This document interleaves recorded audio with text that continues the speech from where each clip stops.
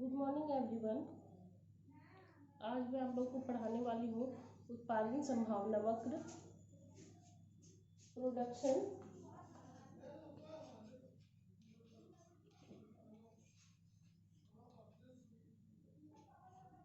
Possibility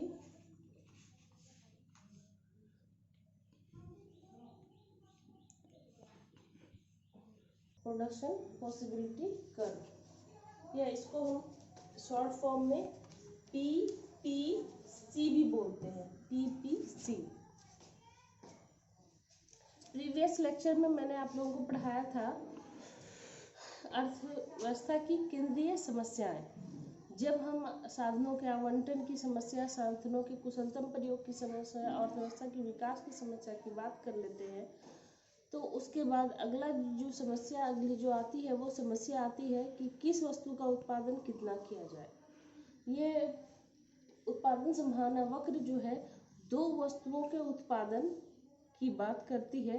अर्थव्यवस्था में हमें केवल दो वस्तुओं का उत्पादन करना है, तो हमारे पास जो साधन है, जो उपलब्ध साधन है, इन दो वस्तुओं के बीच में किस तरह से वितरित करें कि हमें जो उत्पादन प्राप्त हो वो सबसे अधिक प्राप्त हो और हमारे साधनों का कुशलतम प्रयोग संभव हो। उत्पादन संभावना वक्र की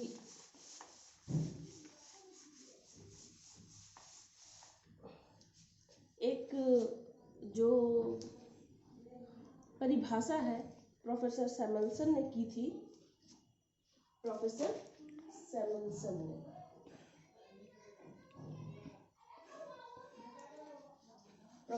सैमुअल्सन ने की थी।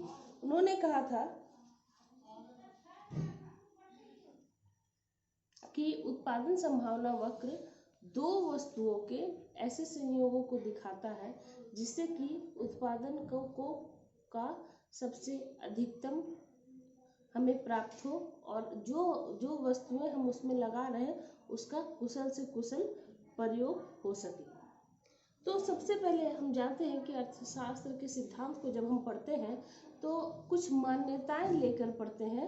तो इसी तरह उत्पादन संभावना वक्र की कुछ विशेषताएं हैं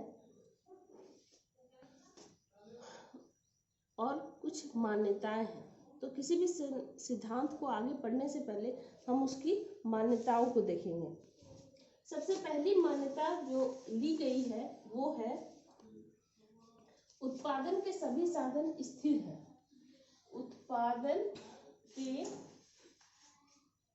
सभी साधन स्थिर है। इसका मतलब ये है कि जब हम उत्पादन स्टार्ट करेंगे और उत्पादन जब हम खत्म करेंगे, इसके बीच में उत्पादन में जो साधन उपयोग हो रहे हैं, जो फैक्टर्स हम प्रोडक्शन में यूज कर रहे हैं, उन फैक्टर्स में कोई भी चेंजेस हम नहीं करेंगे इस बीच में। और उत्पादन के सभी साधनों का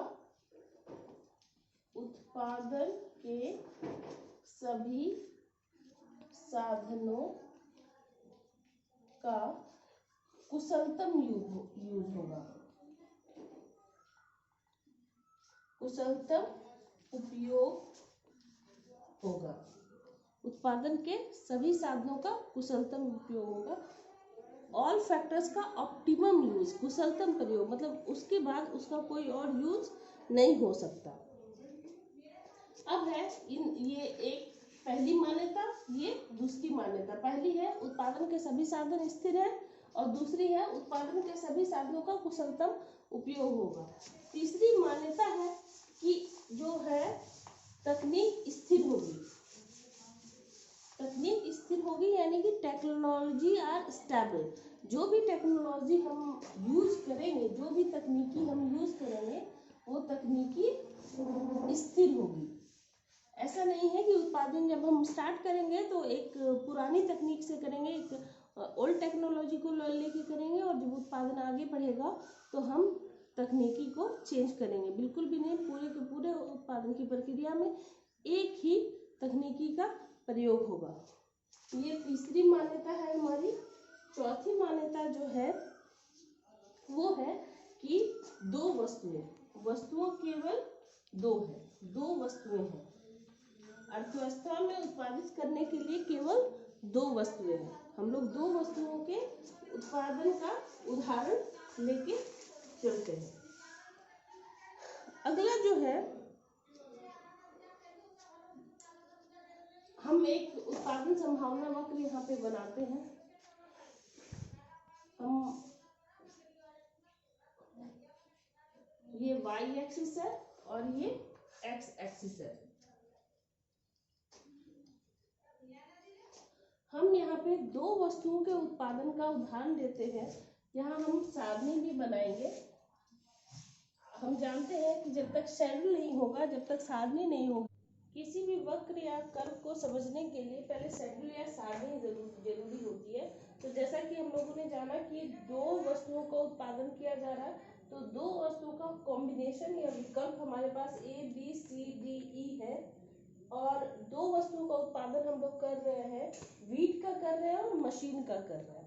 अब जो हमारे पास संसाधन है, साधन है उत्पादन के, उसमें से हमें कितने टन गेहूं उत्पादित करना है और कितने मशीनों का उत्पादन करना है कि हमारे जितने जो साधन है वो पूरी तरह से उपयोग में आ जाए। तो जब हम जीरो गेहूं का उत्पादन, वीट का उत्पादन करते हैं, तो हम 50 मशीनों को बना सकते हैं। और जब हम एक टन वीट को हमने टन में, लाख टन में मापा है वीट को, तो 1 लाख टन जब हम वीट का उत्पादन करते हैं तो हमें 5 यूनिट मशीन का घटा देना पड़ता है, 45 ओनली उत्पादित करते हैं। कॉम्बिनेशन सी पे जब 2 लाख टन गेहूं के लिए हम लोग डिसीजन लेते हैं, तो फिर 35 यूनिट ही मशीन का उत्पादन हो पाएगा। 15 मशीन हम लोगों को उत्पादन घटाना पड़ेगा। और कॉम्बिनेशन नंबर डी में अगर 3 लाख टन गेहूं हम लोग करते हैं तो उत्पादित करेंगे, तो हम 30 मशीनों को सैक्रिफाइस करना होगा हमें, क्योंकि हम बस और बस 20 यूनिट मशीन का ही उत्पादन कर पा रहे हैं। और 4 लाख टन यूनिट गेहूं का उत्पादन अगर हम लोग 4 लाख टन करेंगे, जो कि कॉम्बिनेशन नंबर ई है, तो हमारा मशीन जो है वो जीरो हो जाएगा, क्योंकि हमारे पास साधन नहीं बचेंगे कि हम मशीन का उत्पादन करेंगे। अब इसको, इस जो शेड्यूल है, जो सारणी है, इसको हम लोग इस फिगर के में, इस कर्व में शो कर सकते हैं। एक्स एक्सिस पे नीचे हमने वीट यानी गेहूं को दिखाया है और वाई एक्सिस पे हमने मशीन को दिखाया है। जब ए जीरो, वीट जीरो है, गेहूं का उत्पादन जीरो है, तो ये 50 यूनिट मशीन का उत्पादन हो रहा है। जब वीट का बढ़ाकर हम 1 पे लाते हैं, 1 लाख टन, तो मैंने भी 1 लाख टन गेहूं का उत्पादन जब करते हैं, तो हमें 5 मशीन को सेक्रीफाइस करना पड़ता है और उत्पादन 45 पे आके रुक जाता है। और ये 1 लाख टन यूनिट हम गेहूं का उत्पादन करते हैं। कॉम्बिनेशन नंबर सी जो है, यहाँ पे हम लोग 2 लाख टन गेहूं का उत्पादन करते हैं, तो हमें 15 यूनिट मशीन सेक्रीफाइस करना पड़ता है, और ये यहाँ पे नीचे आके 35 पे रुक जाता है। मशीन का उत्पादन 35 पे रुक जाता है। अगला, और ये कॉम्बिनेशन हमारा बनता है 35 machine and 2 lakh ton wheat, ये सी नंबर कॉम्बिनेशन है। और कॉम्बिनेशन नंबर डी में जब हम आते हैं, 3 लाख टन जब हम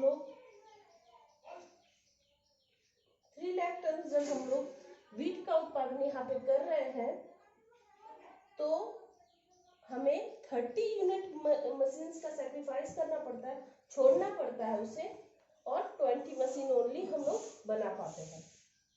अब जब कॉम्बिनेशन नंबर ई में है, तो हम लोग 4 लाख टन वीट का उत्पादन कर रहे हैं यहाँ पे, और हमारी मशीन जो है वो जीरो हो जाएगी।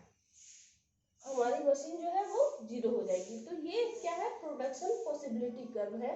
और इसके हर एक पॉइंट पे, ये जो कर्व है, इसके हर एक पॉइंट पे आपके लिए एक ऐसा कॉम्बिनेशन है जो आपको ऑप्टिमम, जो आपका फैक्टर्स है, जो आपके साधन है, उसके कुशलतम प्रयोग की बात करता है हर एक पॉइंट पे।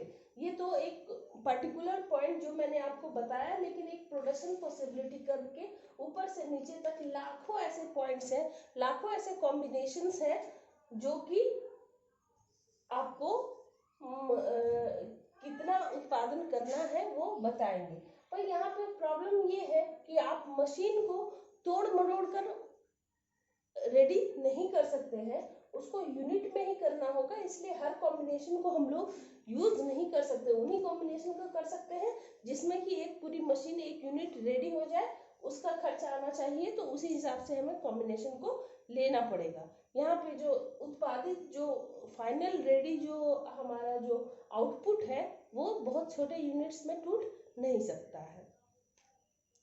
और जो प्रोडक्शन पॉसिबिलिटी कर्व की जो विशेषता है, ये सबसे पहले जो मूल बिंदु जो होती है, जो ओरिजिन होता है हमारा, ओरिजिन जो होता है उसकी तरफ क्या होता है, नतोदर होता है, कॉनकेव होता है, जो आप देख रहे हैं, ये इसकी विशेषता है। और दूसरी विशेषता है left to right downward sloping है, left to right downward sloping है। ये क्वेश्चन हर बार आता है। उत्पादन संभावना वक्र की विशेषता बताइए। एक तो है मूल बिंदु के अंदर की तरफ नतोदर है, और दूसरी है बाएं से दाएं नीचे की ओर गिरता हुआ, left to right downward sloping होता है। तो ये दो मुख्य विशेषताएं आपको प्रोडक्शन पॉसिबिलिटी कर्व की होती है। मुझे पूरी तरह से आपको उत्पादन संभावना वक्र क्लियर हो गया होगा। नेक्स्ट वीडियो में मैं आप लोग को बताऊंगी कि किस तरह तकनीकी के परिवर्तन से या साधनों में अगर परिवर्तन से किस तरह से प्रोडक्शन प्रोबेबिलिटी कर्व का शिफ्टिंग होता है, यानी किस तरह से इधर से उधर घसकता